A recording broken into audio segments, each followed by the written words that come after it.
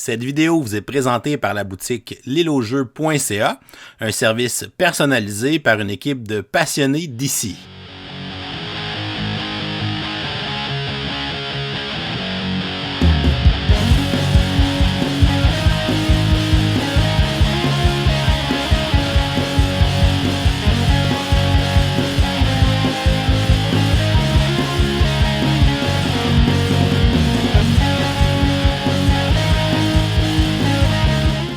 Bonjour chers amis joueurs, ici LP, bienvenue à ce nouvel épisode de Kickstarter sans Ornat, dans lequel je te présente le petit jeu Fabled de Spiritland, qui est un jeu qui se joue de 2 à 5 joueurs.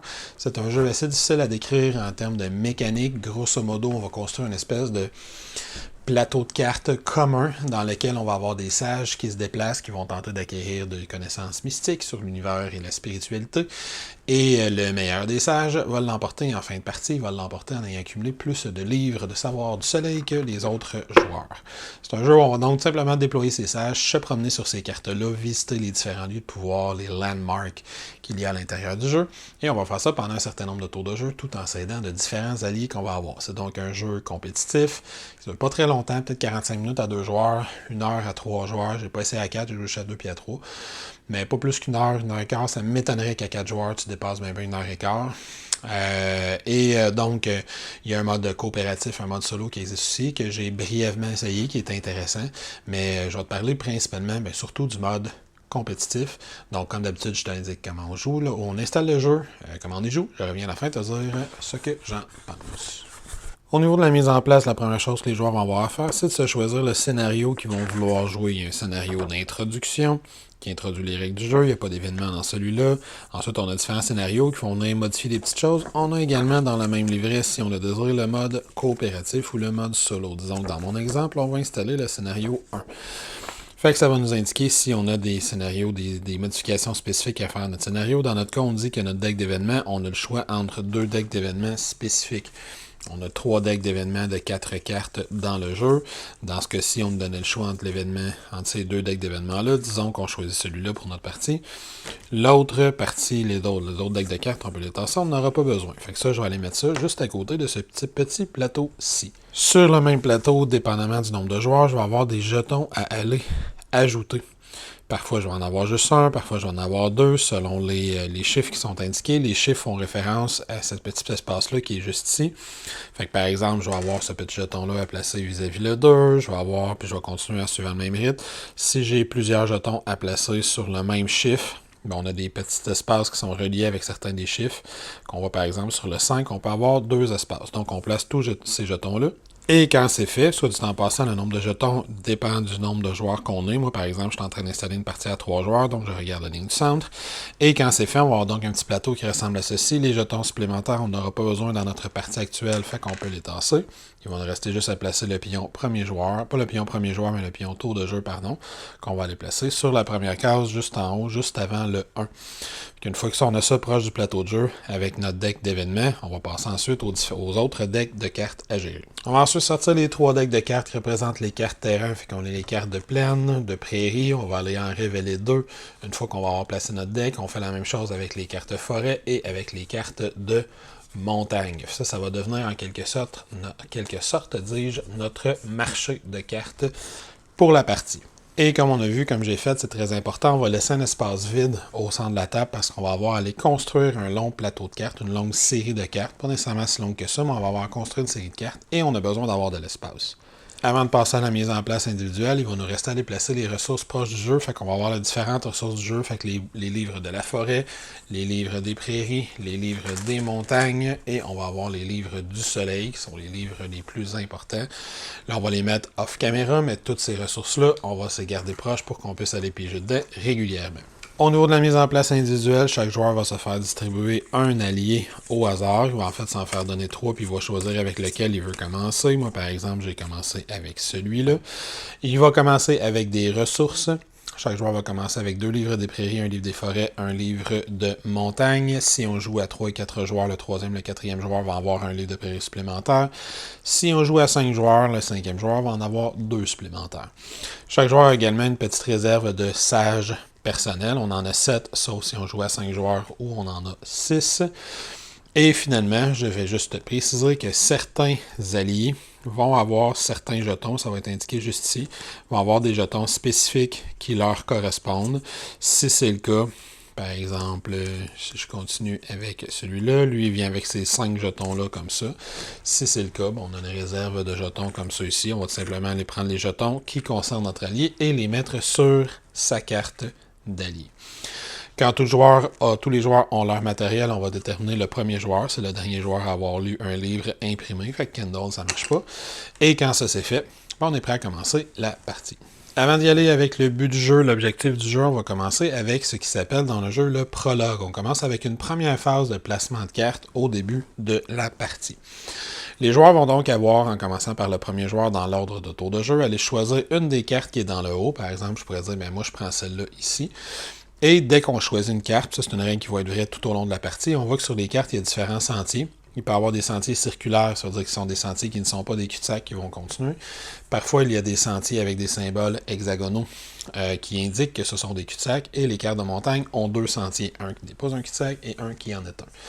Dès qu'on place une carte avec un sentier, on va prendre l'un de nos sages, ou 2 si on a pris une carte de montagne, et on va le placer sur la première case du dit sentier.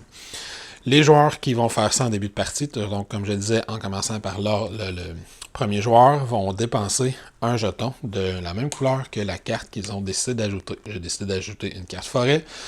Je vais donc dépenser un jeton forêt. Je remplace ma carte. Le deuxième joueur va faire la même chose. Fait que peut-être que lui va dépenser un jeton de prairie pour aller ajouter une carte de prairie. Disons qu'il décide de l'ajouter, pourquoi pas, juste ici. Et je précise que les joueurs vont décider d'ajouter leurs cartes. Quand on ajoute les cartes, par exemple, le troisième joueur doit aussi ajouter une carte. Disons qu'il dépense aussi un jeton de prairie pour ajouter cette carte-là. À partir du moment qu'on a une carte sur le plateau, quand on ajoute une carte, on peut l'ajouter en avant, on peut l'ajouter entre les cartes ou on peut l'ajouter après. Disons qu'il décide de l'ajouter après l'autre joueur, il dépense sa prairie. Il va placer son personnage. Fait que ça, c'est notre première série de cartes. C'est nos Fable Lands, ça va être ça ici. Et c'est ça qui va servir de construction de plateau de cartes. C'est là-dessus que nos sages vont se promener. Maintenant que notre prologue est fait, quel est l'objectif dans Fable Spirit Lands? Comment on fait pour gagner une partie? Ben, c'est bien simple. On sait que la partie va se terminer quand ce marqueur-là, qui est juste ici, va arriver sur vis-à-vis ce jeton-là, qui est ce jeton-là juste ici, qui indique la fin de la partie. Quand on arrive à ce tour de jeu-là, donc on sait que ça va être le dernier tour de jeu. Et à la fin de ce tour-là, on va compter les points de victoire, ou dans ce jeu-là, les points de victoire sont représentés par ces jetons-ci, qui sont les livres du soleil. Celui qui a le plus de livres du soleil en fin de partie va remporter la partie tout simplement. En cas d'égalité, je l'expliquerai à la fin, mais c'est un prix d'égalité par rapport aux autres ressources qu'il y a dans le jeu.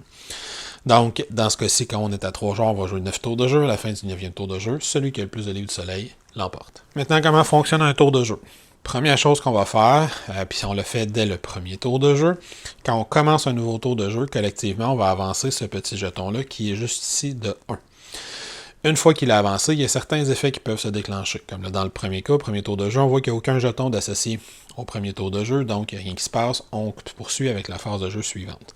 Par contre, si j'avais frappé l'un des jetons et on voit que tous les symboles de jetons, on les a sur notre petite carte d'aide-mémoire, on va appliquer l'un des effets. Fait qu'est-ce qui peut se passer? Il peut y avoir des cartes événements. Fait que les cartes bleues, les jetons bleus, ça va indiquer qu'il y a un événement qui se déclenche. Quand il y a un événement qui se déclenche, on va prendre la carte. On va regarder, on avait combien de feuilles sur notre jeton d'événement. Par exemple, lui, il y a une feuille, 2 feuilles, 3 feuilles. Ça va indiquer qu'est-ce qui se passe sur la carte événement. Et pour la garder en mémoire, on va la mettre juste ici, puis on va tout simplement suivre les consignes de la carte événement. Si on frappe un hibou, c'est par exemple au tour de jeu 3, ben ça va nous donner un nouvel allié. Fait qu'on va aller repiger 3 cartes d'alliés, puis on va en rajouter un, qu'on va les mettre à côté de l'allié qu'on a déjà.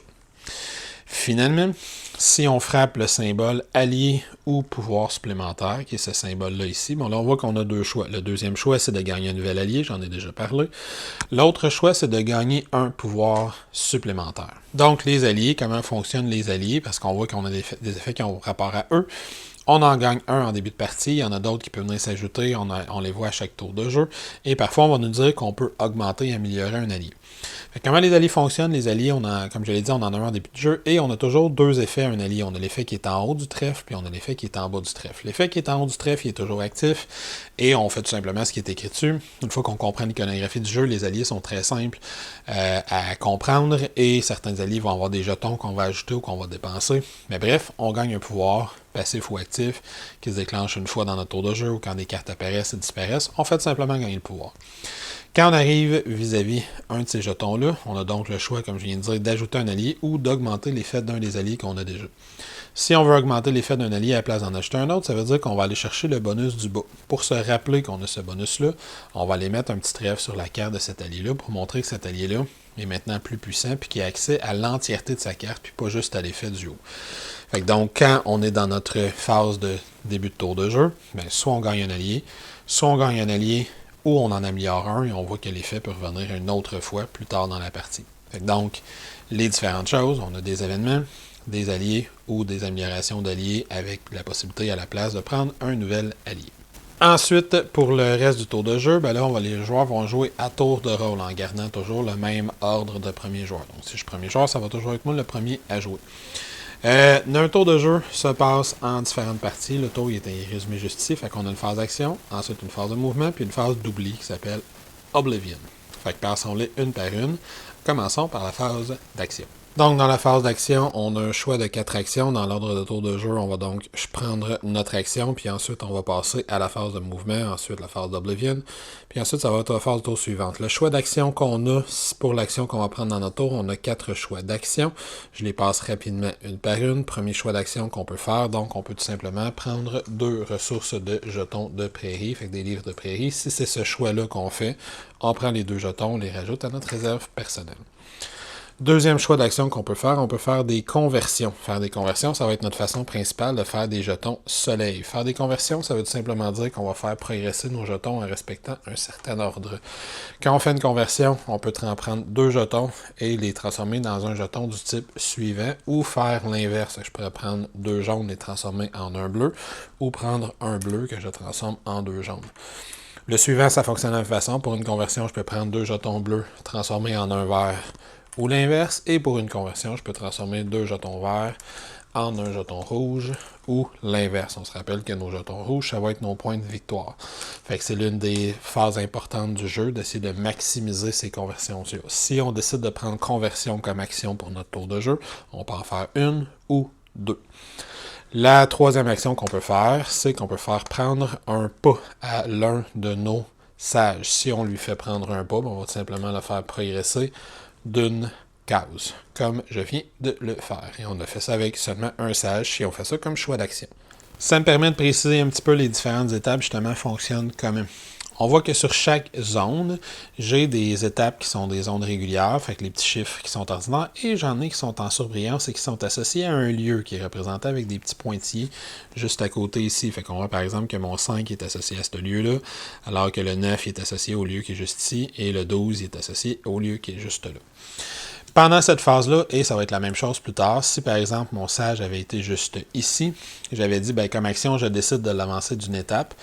Comme il est maintenant associé à ce qu'on appelle un landmark, donc à l'un des lieux fantastiques que je veux visiter, je peux immédiatement le déplacer sur le lieu et prendre l'action spéciale de ce lieu-là avant de revenir sur mon petit sentier habituel. Les actions spéciales, on en a par exemple ici, je vais gagner un certain nombre de livres de prairie en fonction du nombre de sages que j'ai déployés. Il y en a que ça va me permettre de faire des conversions. Il y a un paquet d'effets différents et ma deuxième carte d'aide-mémoire, c'est à ça qu'elle sert. Elle me permet de me rappeler qu'est-ce que tous ces lieux-là font.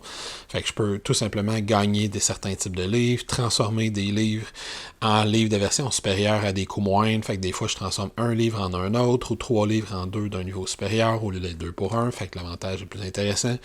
Ça peut me donner des déplacements supplémentaires que je fais avec d'autres sages. Je peux copier l'effet de d'autres affaires. Il y a un paquet d'effets différents. Mais tous ces effets-là vont avoir principalement effet avec les ressources que j'ai. Fait que ça va être de la transformation de ressources plus efficace ou du gain de ressources. Ou avec des déplacements pour pouvoir manipuler davantage les sages que je vais avoir sur le plateau. Fait que si je prends l'action de faire avancer d'un pas puis que j'arrive pas sur un lieu particulier, mon action se termine. Mais si j'arrive sur un lieu particulier, ça me permet immédiatement d'activer l'effet spécial de ce lieu-là. Finalement, la quatrième action que je peux faire, comme je l'ai déjà dit, c'est d'ajouter un nouveau lieu, comme on a déjà fait en début de partie. Si je veux ajouter un nouveau lieu comme action, je vais faire un petit peu comme j'ai fait en début de partie, mais il va avoir un coût supplémentaire. Donc, je dois commencer par payer une ressource qui correspond à le type de carte que je vais acheter. Dans mon cas, disons que je vais acheter une carte de montagne. La carte que je vais ajouter, je peux l'ajouter où je veux. Fait que peut-être que je pourrais vouloir la mettre, tiens, pourquoi pas, juste ici, mettons, ou tiens, je la mets juste là, pourquoi pas, je la veux là. Fait que je pourrais vouloir la placer là, ou peut-être que je voudrais la placer dans mon cas, peut-être que je voudrais la placer comme ça ici, ça n'a aucune importance. Dans tous les cas, une fois que j'ai placé ma carte, comme je l'ai fait en début de partie, je vais ajouter un sage au début de chacune des pistes de la carte. Je vais avoir un coût à payer en surplus. Le coût, donc, je l'ai déjà dit, de base, c'est une ressource qui correspond au type de carte, mais en plus, je vais devoir payer un livre de plaine supplémentaire pour chaque carte du type que j'ai ajouté qui est déjà présent. Fait que si le prochain joueur, comme action, veut ajouter une carte de forêt, ça va coûter un jeton de forêt plus une carte de plaine parce qu'il y a déjà une carte de forêt. S'il veut acheter une carte de montagne, ça va coûter un jeton montagne plus un jeton plaine parce qu'il y a déjà un jeton montagne, une carte montagne. Et s'il veut ajouter une carte plaine, ça va coûter un jeton plaine parce que c'est déjà une carte plaine qu'il veut ajouter. Et en plus, il va avoir un surcoût de 2 jetons plaines parce qu'il y a déjà 2 cartes de ce type-là. Donc, ce qu'il faut se rappeler, c'est que le coût de base, c'est toujours le type de carte qu'on va ajouter et le surcoût est toujours en jetons pleines. Fait que le surcoût, c'est le nombre de cartes qui est déjà présent du type qu'on veut ajouter. Le coût de base, c'est 1, puis c'est le type de carte qu'on veut ajouter. Quand j'ai fini de prendre mon action, j'arrive à ma phase de mouvement. Ma phase de mouvement est extrêmement simple. Je vais choisir un type de carte et tous mes sages qui sont sur ce type de carte-là vont avancer de 2. S'il y avait un sage d'un autre joueur sur la même carte ou sur une carte du même type, les sages des autres joueurs vont avancer de 1. Fait que si par exemple, j'avais, disons, un sage juste ici et un sage juste ici, je choisis les cartes de prairie, de plaine. Donc mes sages à moi vont avancer de 2, mais tous les sages des autres joueurs sur le même type de carte vont avancer de 1. Mes sages à moi sur mes autres cartes n'auront pas bougé. Comme je l'ai déjà dit dans la phase d'action, si j'arrive sur un lieu qui a des phases de pouvoir, je peux déplacer et immédiatement gagner le bonus du 10 lieux avant de venir récupérer mon chemin. Fait que ici, comme j'en ai 2, je pourrais choisir lequel des 2 je veux faire. Peut-être que je fais lui parce qu'il me permet de faire pas moins de 4 conversions. Ce qui va me permettre d'arriver plus rapidement à mes livres de soleil. Fait que je pourrais faire 2 conversions pour un bleu, une autre conversion, 2 jaunes pour un bleu, ça me donne 2 bleus. Avec mes 2 bleus, maintenant je vais gagner un vert, puis là ça me donne un deuxième vert, j'en avais déjà un, je transforme mes 2 verts pour gagner un rouge, fait que j'ai tout fait ça en une seule action, parce que j'ai été là, ou sinon j'aurais pu aller d'autre bord pour faire tout simplement 4 de plaine, 4 jetons de plaine. Fait que le mouvement fonctionne pas mal comme ça. Ce qui reste à dire pour le mouvement, si un de mes personnages doit avancer puis il ne peut pas, s'il finit sur un lieu de pouvoir, il n'y a aucun problème. Par exemple, lui, s'il avance de 2, je pourrais dire qu'il avance juste de 1 puis il termine sur le lieu de pouvoir, ça arrête. Mais sinon, s'il est supposé prendre une étape puis il est au bout d'un chemin parce qu'il peut pas ou parce que le chemin est bloqué. Le chemin peut être bloqué de diverses façons. Disons par exemple que si j'avais placé ça comme ça à la place. On voit que dans cette zone-là, ce bonhomme-là, s'il arrive pour avancer, ça ne connecte pas ici. Fait que vu que ça ne connecte pas en haut, s'il est censé avancer, il va revenir dans ma réserve personnelle à la place. Il va avoir été bloqué. Même chose pour lui. Fait que lui, il sait quand il va avancer, il va finir lui aussi par bloquer à la place d'avancer, puis il va revenir dans la réserve du joueur qui le contrôle. Si je le ramène comme il était à la place, si à la place, on avance et la zone n'est pas bloquée, fait que par exemple, si lui il avance de 2, je pourrais dire qu'il avance de 1 puis il reste là pour pouvoir faire ça. Puis au tour suivant, s'il avance de 2, il va transférer sur l'autre carte parce que les chemins connectent, donc il va pouvoir continuer. Fait qu'on voit que lui va pouvoir continuer son petit chemin en traversant toutes les cartes parce que les cartes sont bien placées. Lui, on voit qu'évidemment, il frappe un cul-de-sac, fait qu'une fois qu'il a utilisé le pouvoir, le tour suivant, s'il arrive pour avancer, il peut pas. Puis il revient dans ma zone personnelle. Fait que le mouvement fonctionne comme ça. Et je finis mon tour avec la phase d'oubli. La phase d'oubli, c'est tout simplement que si, par exemple, dans l'exemple précédent, j'avais choisi forêt et lui, il a déjà utilisé le pouvoir, donc forêt, il avance de 2. Quand je termine mon tour de jeu, on voit qu'à la fin de mon tour, il y a une carte qui n'a plus aucun sage dessus, ni de moi, ni d'une autre couleur. Quand il y a une carte qui est complètement désertée, on va l'enlever puis on va la sortir du jeu. On la rebrasse pas dans le paquet, elle va sortir de façon définitive. Fait que le Spirit Land, comme il s'appelle dans le jeu, va toujours être en continuel et perpétuel changement parce qu'il y a des cartes qui vont s'ajouter n'importe où à l'intérieur du plateau de cartes et il y a des cartes qui vont disparaître une fois que tous les sages ont quitté ce territoire-là. Je ne les passerai pas tous un par un, mais je précise qu'il y a beaucoup de la stratégie du jeu qui va venir dans l'utilisation efficace et optimale de ces différents alliés. Ces alliés vont donner, quand on entre dans un nouveau passage, on fait un mouvement supplémentaire, fait que c'est quelque chose que je vais falloir faire le plus optimal possible. À chaque fois que j'ai un bonhomme qui revient dans ma réserve, je vais pouvoir échanger des ressources avec plus d'efficacité. Fait que là, au contraire, je vais vouloir placer des cartes puis bloquer mes bonhommes pour que mes bonhommes reviennent dans ma réserve le plus rapidement et le plus fréquemment possible. Donc, ces alliés-là vont donner beaucoup de stratégies. Là. Comme on le voit, il y en a beaucoup. Je ne passerai pas tous les alliés un par un, mais il y a vraiment beaucoup d'effets qui se déclenchent et qui sont importants par rapport aux alliés qu'on a. Fait que ça va être important en début de partie qu'on lise bien qu'est-ce que son allié fait puis qu'on essaie d'utiliser son pouvoir le plus souvent possible. Et ça fait déjà pas mal le tour. Fait que nos petits sages vont progresser là-dessus, ils vont se promener, ils vont changer de carte. Une fois qu'une carte est complètement abandonnée, elle va s'en aller. Les joueurs vont donc avoir à payer de temps en temps pour rajouter des cartes pour qu'il y ait toujours des terrains à explorer. Fait qu'en payant les ressources qui sont appropriées puis en plaçant leurs sages sur ces petites cartes-là.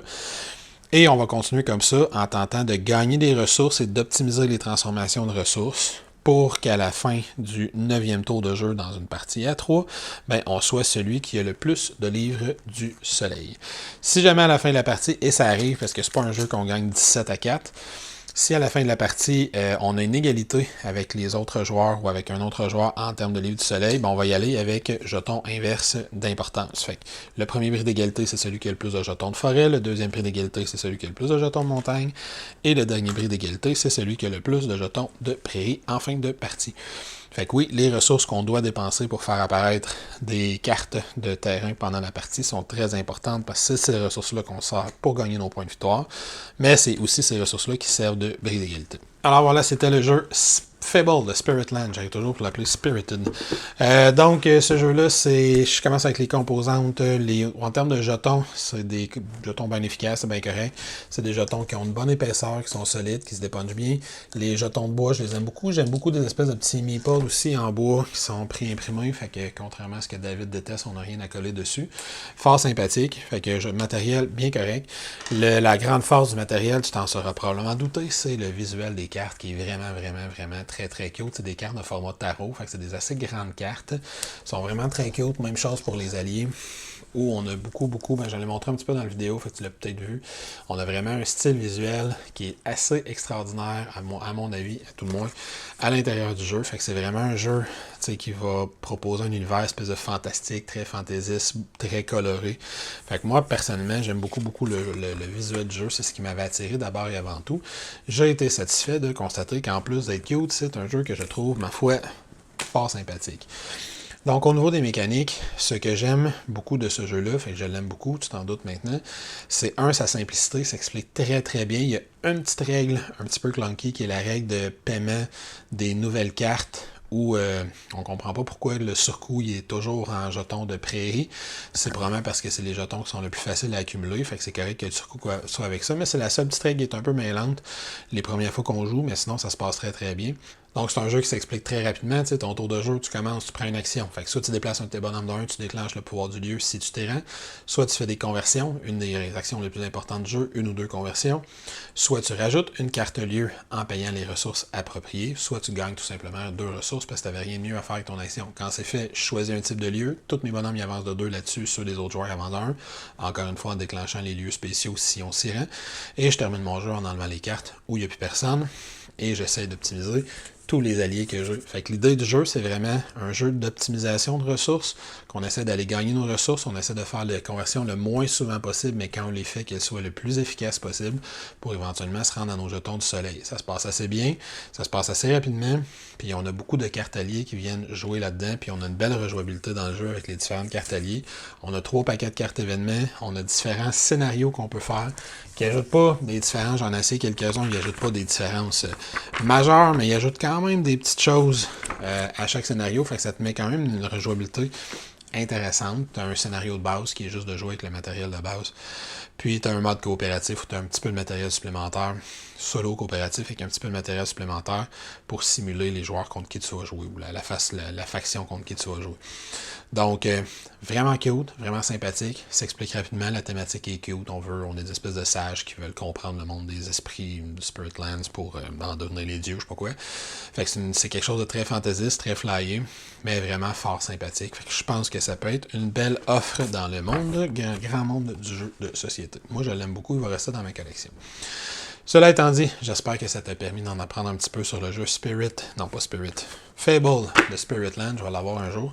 Et pour finir, je vais t'inviter, si ce n'est pas encore fait, à venir t'abonner à notre chaîne YouTube, venir nous visiter sur Facebook, Instagram, pourquoi pas, venir nous supporter sur Patreon, pour que l'on continue à t'offrir du matériel que l'on espère être d'excellente qualité. Sur ce, ciao, à la prochaine, fais attention à toi.